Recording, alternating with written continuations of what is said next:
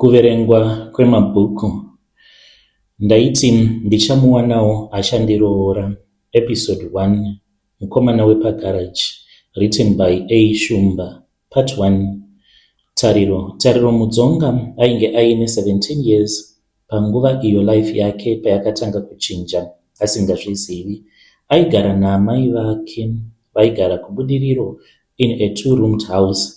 Yainge iri imba yainge yakavakwa kare zvokuti waiti kana kukatanga kunaya mvura yaipinda kubvinza nemumarata. Baba vake vakange vakafa iye paainge achiri ne14 years after varwara kwenguva yakareba. Kubva musi iwoyo pavakafa zvinhu ndipo pazvakatanga kuoma pamba pavo.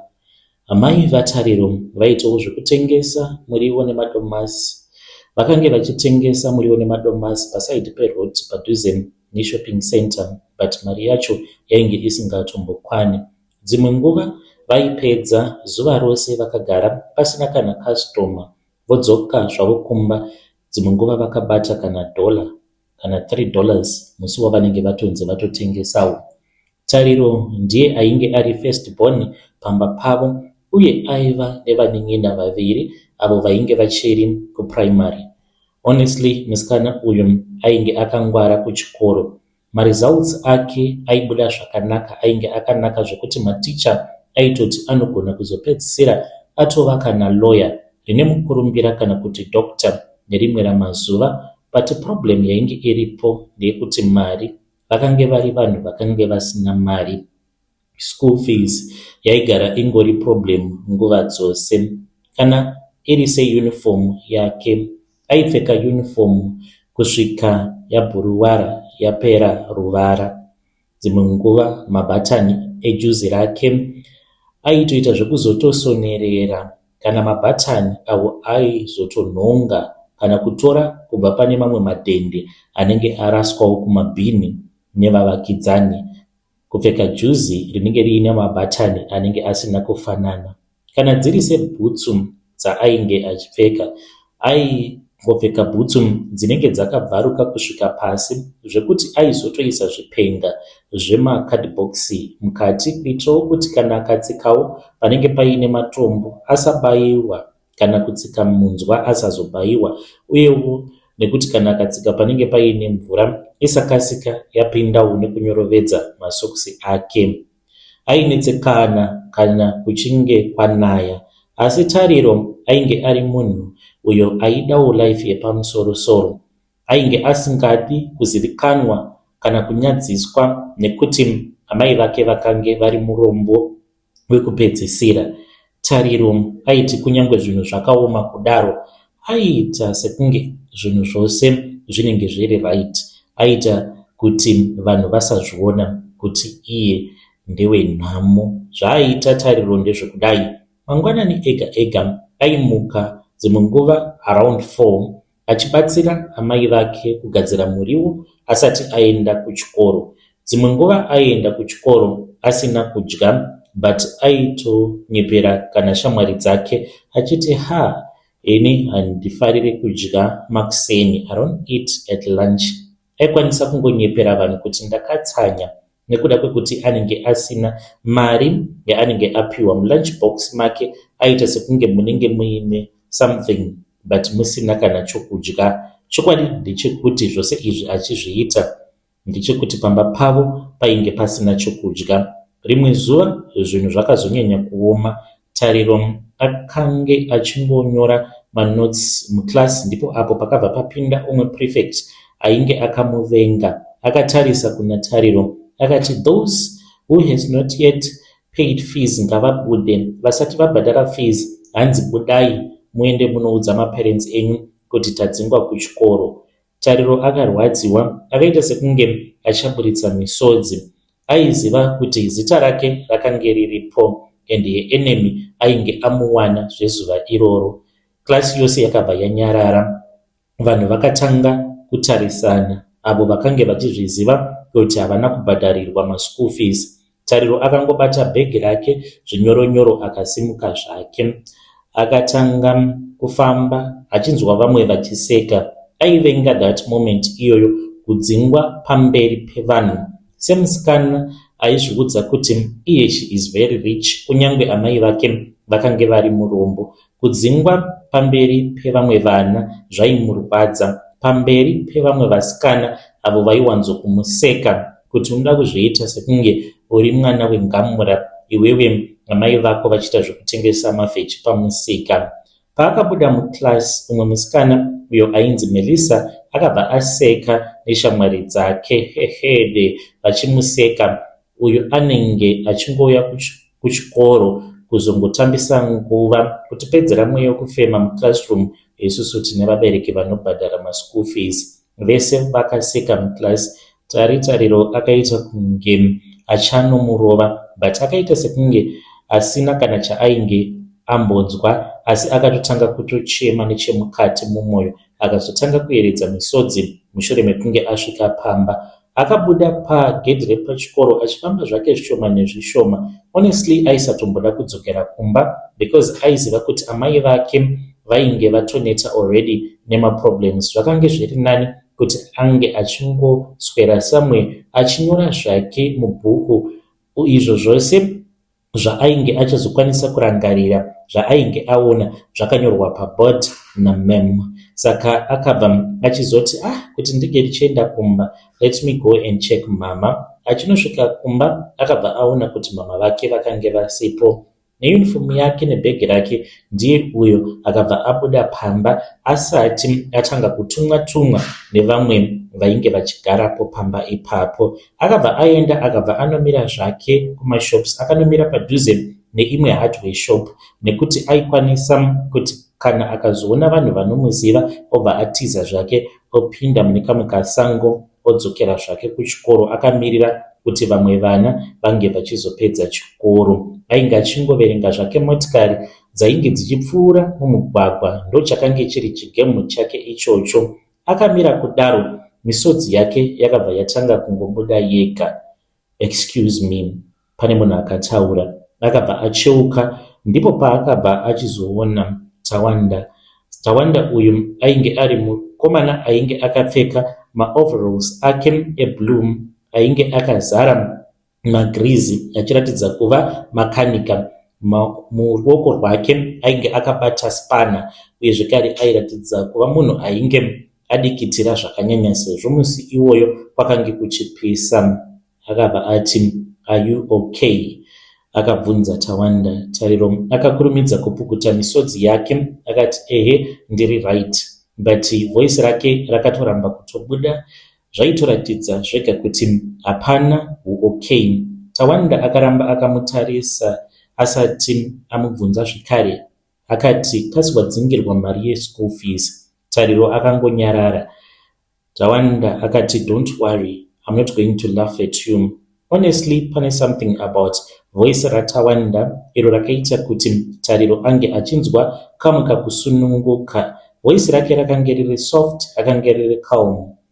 Fees handina. Tariro akazobvuma hake aedza kuda kunyepa, but akatadza kunyepa ipapo. Tawanda akabva aburitsa wallet yake muhomwe yehovhorosi rake. Akabva atotanga kutoverenga mari. Akaverenga mari yainge iri $28. Mari iyoyo ndiyo yaainge achifanira kuti ange achizoshandisa zvaainge achida kutenga matools ekugaraji kwake. Akatora $20 akamupa akati tora unobhadhara. Tariro akashamisika akati kwete handikwanisi nekuti handikuzivei. Akati unokwanisa even though usingandizivi, tora mari. Tawanda akaseka akati kukuziva munhu ndizvo zvinoita kuti unge uchizobatsirwa kana kubatsira here, handiti unobatsira kunyange nemunhu wausingazivi. Tariro akabva ashaya zvekutaura. Honestly ainge asati akamboona munhu ane tsitsi dzakadaro. Vanhu vazhinji vaitoda something kana vabva mukumubatsira, especially vasikana vainge vakanaka saiye. Asi mukomana uyu aita sekunge ainge achingoda kungomubatsira chete. Thank you, akadaro zvinyoronyoro. Usachema zvako, usazochema zvekare, Tawanda akadaro achidzokera zvake kugaraji kwake. Tariro akaramba akamutarisa achifamba mukomana uya zvake aita sekunge there was nothing chainge chamboitika. That same afternoon Tariro akabva aenda akanobhadhara fees ndokudzokera muklasi. Melissa paakamuona achipinda akabva ati, ko mari waiwana kupi nekukasika kudaro? Tariro akangopindura akati, ndaitumirwa. First lie, but definitely not the last. Mazuva akatanga kufamba. Every afternoon Tariro aitopfuura nepagaraji paainge achibva kuchikoro. Pakutanga aingoti thank you chete, obva atongodarikira zvake nerwendo rwake. Vakatanga kutaura even more. Tawanda aiva munhu aisanyanya kutaura, but ainyanya kumusekesa, and ainge ari munhu ainge ari very interesting but complicated, ainge akanyararisa. Sometimes Tariro aitoguma atokanganwa maproblems ake ose achitaura naTawanda. Pagaraji pavo it was just a small garage, but vairatidza kuva vanhu vainge vaine macustomers akawanda. Painge paine vamwe vakomana vatatu vaishanda naTawanda, but iye ndiye ainyanya kugadzira motikari and ndiye ainge aine ruzivo. One day Tariro akamuwana akarara pasi pemotikari achigadzira. Engineer, Tariro akadaro achiseka. Tawanda akabva abuda kubva muzasi memotikari achipukuta maoko ake. Engineer asina degree. Maybe rimwe zuva muchaita big mechanic shop yenyu. Tawanda akaseka akati, we will see. Muchandihaya here? Kwete. Why? Nekuti unofanira kuenda kuuniversity Tari. Tariro akangomutarisa. Honestly, nobody used to speak with him like that. Neconfidence yakadaro pamusoro pefuture yake kunze kwemateachers. One evening Tawanda akamubvunza, kokumba kwenyu kuri sei? Zvakamira sei? Tariro akambonyarara achifunga zvekutaura. Zvakaoma. Your mom vachiri kutengesa here mavheji? Ehe, ko vanengena vako vachiri kungoenda kuchikoro, mafees aufa andakabhadhara. Saka akamuudza zvose. Tawanda ainge achingogutsurira musoro. The following day paakamuona zvekare, Tawanda akabva apa Tariro neplastic bag rainge riine chingwa, shuga nema2 kg erice maviri. Ko izvi ndezvei? Enda nazvo kumba kwenyu. No Tawanda, it is too much. Handiti izvi ndazvitengera iwewe here? Stop being difficult Tariro. Honestly Tariro akanzwa kunge ainge amuwana zvino, but akange asingade kumuratidza Tawanda kuti ndozvaainge ofunga. Panguva yacho iyoyo ainge atova murudo, not because of money, because Tawanda akange ari munhu ainyatso kumuratidza care and affection. Pamba pavo amai vaTariro vakatanga kuona change. Vaigara vachingomubvunza kuti nhaiwe Tariro, zvinhu zvose izvi zvauri kuuya nazvo. Vakamubvunza nerimwe zuva, Tariro mwanangu, zvinhu izvi wazvipiwa nani? Tariro akaseka zvake akati, ndava kushanda eni. Kasi wava nemukomana? Amai nemiwo, inini ndinganzi ndikaita munhu anoita zvevakomana ndiri serious. Amai vaTari vakamubvunza. Tariro akamboramba akanyarara ndokubva ati, pane munhu wandakasangana naye mama. Anoita nezvei? Vakabvunza. Ndimakanika. Amai vake vakambonyarara. Ndimakanika. Haasi kuda kuita musikanzwa newe obva akusiya here? Iye akabva ati kwete. Vakabva vati ndinoda kumuona. Tariro akatoshamisika kuti amai vake havana kuratidza kunyanya kumutsamwira. Maybe yainge iri nhau yekuti vainge vava kuzviona kuti Tariro ainge ava kuvabatsirawo muupenyu. One day, it was on a Saturday, Tawanda akabva akoka Tariro kuti vange vachienda kumbari kunotenga maparts. Tariro akafara, though mumwoyo make akange asingade. Akapfekawo hembe dzake idzo dzaaiti ndidzo dzainge dzichidhura mukawardrobe kake kainge kakatsveyama. Akatora jean rake rainge riri reblue pamwe chete ne-white top nemapatapata zvake musikana, ma-earrings neka-necklace. Paakasvika pagaraji pana Tawanda. Tawanda akangomutarisa akati, wow, kasi wazora makeup here nhasi? Tariro, just a little bit. Wakanaka wena, simple and direct, no games. And honestly, ndidzo type idzo dzaidiwa naTariro, munhu anoziva kuva romantic, kwete tuma fake up pick-up lines. Vari mukombi vachienda kumbari, Tariro ainyatsokunakidzwa zvake nemunhu wake, vachiseka vachitaura nyaya. Tawanda aingomutarisa sometimes obva anyemwerera. Iye Tari aibva abvunza kuti sei manditarisa kudaro. Tawanda aibva ati nothing. Iye Tari oti taurai. Tawanda, handisati ndakambokuona uchiseka zvakadai. Tariro aingonyarara zvake, hana yake yototanga kutsorova. That afternoon vakadya machips nekachicken pasmall takeaway before Tawanda azomuperekedza kumba. As they walked in that dusty road mubudiriro, Tariro felt so peaceful for the first time after kufa kwababa vake. Akatonzwa sekuti maybe zvinhu zvainge zvichazorongeka, but life yainge ichingotanga chete kumuratidza the other side, because kune rimwe divi pane umwe munhu uyo ainge ava kuda kupinda muupenyu hwake Tariro, munhu waainge asati aziva panguva iyoyo, munhu ainge achazochinja upenyu nerelationship yaTariro. Uku ndiko kuguma kwepart 1, written by A. Shumba, tiri mukuverengwa kwemabhuku. Part 2, written by A. Shumba. Sunday yakati yasvika, Tariro akamuka, akange aine unusual excitement. Normally, maSundays ake aipera achingobatsirana namai vake kumusika kana kuwacha hembe dzevanen'ina vake, but this time zvinhu zvaainge achinzwa zvainge zviri very different, because kubva zvaainge akatanga kufambidzana naTawanda ainge akamuudza kuti tomorrow I want to buy you something, besides ndikuda kuti ndinge ndichimboenda newe tinge tichimbonodya an ice cream. It was a simple thing kune vamwe vasikana, but kuna Tariro it was something that was special, uye zvaitorevawo zvakatowanda, because ainge asati aine munhu ainge akamboendawo naye out kungonodyawo ice cream, especially because ainge asati ambobatwawo zvainge zviri soft like that noumwe munhu. Around 11 Tawanda akasvika pamba pavo neToyota Corolla yakange iri yekare zvayo, but ndiyo motikari yaainge ainayo panguva iyoyo. Wakange uri mugweche wemotikari, yaichinja kana uchinjawo magiya, yaikwanisa kuzvichinja yoga magiya, but as for Tariro, this was like a Lamborghini.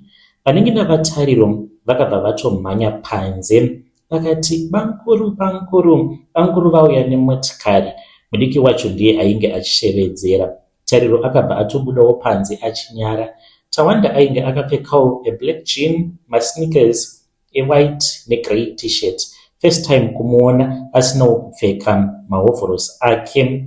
Honestly, aitoyevedza zvake, not flashy handsome sevamwewo vakomana vepamaInstagram, but ainge ari munhu ainge ari clean and calm. Maswera sei akakwazisa. Tawanda amai vaTariro respectfully akatopfugamawo. Taswera mwanangu, vakadaro amai vaTariro vachitonyemwerera. Vainge vatotanga kutomuda mukwasha wavo. Tawanda ainge agara ari munhu ainge aine respect, kwete sevamwe vakomana vaigona kungoridza guta munhu otobuda, sekamusikana Rachel kepa opposite kaipikwa up nevarume vakasiyana siyana vaingosvika votongoridza bhero vachiitira vanhu vose ruzha mubudiriro. Ready here? Tawanda akabvunza akatarira Tariro. Tariro achinyara, eye I'm ready. Vari munzira, Tariro akangoramba akatarisa panze nepawindo achinyemwerera ega. Why muri kuseka mega madam? Tawanda akabvunza. Hapana, Tariro akapindura. Pane munhu wamuri kufunga here? Maybe boyfriend yako here? Tariro akaseka. Boyfriend ko handiti ndiwe? Honestly, Tawanda akabva angotanga kungonyara zvake achinyemwerera. Ainge ari munhu aisanyanya kutaura kana ava kufara.